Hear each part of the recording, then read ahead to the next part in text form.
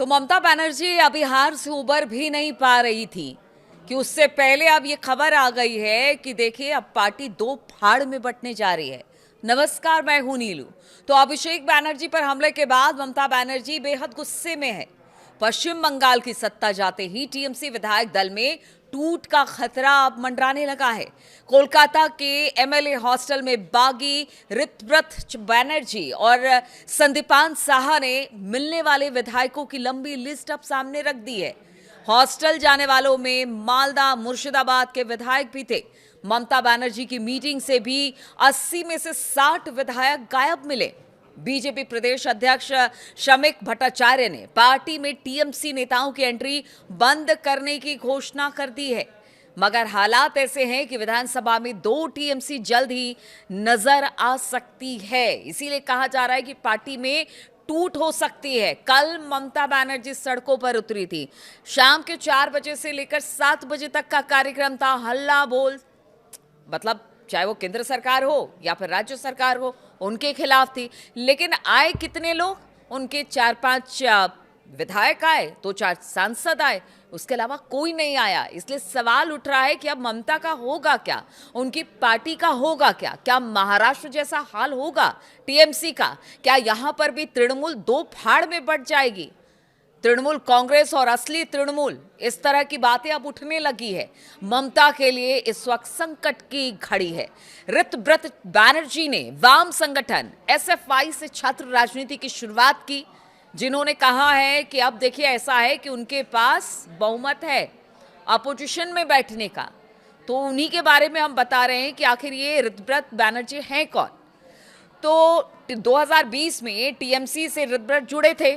TMC trade union के प्रदेश अध्यक्ष ये बनाए गए। 2014 की बात है कि उन्हें राज्यसभा के लिए चुना गया तृणमूल की तरफ से। 2024 में वो दूसरी बार राज्यसभा सांसद बने। 2026 के विधानसभा चुनाव में वो उलूबेरिया पूर्वा से जीते। फिलहाल उन्होंने टीएमसी में बगावत का झंडा इस वक्त बुलंद कर रखा है। बंगाल में बीजेपी के शुभेंदु अधिकारी की सरकार बनने के साथ ही टीएमसी में बिखराव के बीच अंकुरित हो रहे हैं। हारने वाले उम्मीदवारों और कई नेताओं ने अभिषेक बनर्जी की चुनावी डायलॉग और कार्यशैली को ही इसका जिम्मेदार बनाया। और देखिए उसका गुस्सा भी फूटा। सड़कों पर अभिषेक बनर्जी पीटे गए। तृणमूल का कहना था कि अगर उस दिन हेलमेट नहीं पहनते तो शायद उनकी जान भी जा सकती थी। देखिए कहीं से ठीक नहीं है कि इस तरह से हमला हो, लेकिन कहा जा रहा है कि अभिषेक की कार्यशैली पर ही लोगों में और तृणमूल के अंदर जबरदस्त गुस्सा देखने को मिला। 19 मई को ममता बनर्जी ने जब समीक्षा बैठक बुलाई, पहली बार, जिसमें नेताओं ने अभिषेक बनर्जी को लेकर कड़े सवाल खड़े किए। ऋतव्रत की बात की जाए तो ऋतव्रत बनर्जी ने फाल्टा में जहांगीर खान और अभिषेक के रिश्ते पर टिप्पणी की। इन सवालों का ममता बनर्जी की तरफ से किसी तरह का कोई जवाब नहीं दिया गया। फिर जाली दस्तखत का बवाल हुआ। ऋतव्रत बनर्जी और संदीपान साहा ने स्पीकर को एक चिट्ठी लिखकर दावा किया है कि टीएमसी की ओर से भेजे गए लेटर में उनके दस्तखत जाली थे। दोनों को ममता बनर्जी ने पार्टी से बाहर कर दिया, क्योंकि कहना था उनका, ममता बनर्जी का, कि ये पार्टी के विरुद्ध साजिश रच रहे थे, पार्टी के विरुद्ध कार्य कर रहे थे, इसलिए इनको बाहर का रास्ता दिखा दिया गया। बल्कि इन दोनों का कहना है कि उनके जाली दस्तखत किए गए और उन्हें जानबूझकर इस तरह से फंसाने का प्रयास किया गया।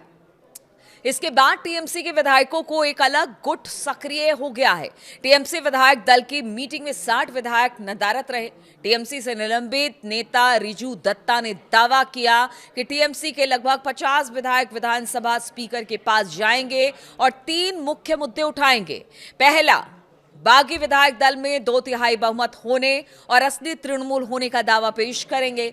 दूसरा, चूंकि 50 विधायकों वाला गुट ही असली तृणमूल कांग्रेस है, इसलिए विपक्ष के नेता ऋतव्रत बंदोपाध्याय होंगे, ना कि शोभन देव चट्टोपाध्याय।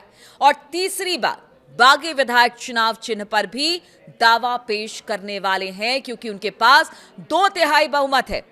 बंगाल में अभी शिवसेना महाराष्ट्र मॉडल लागू है।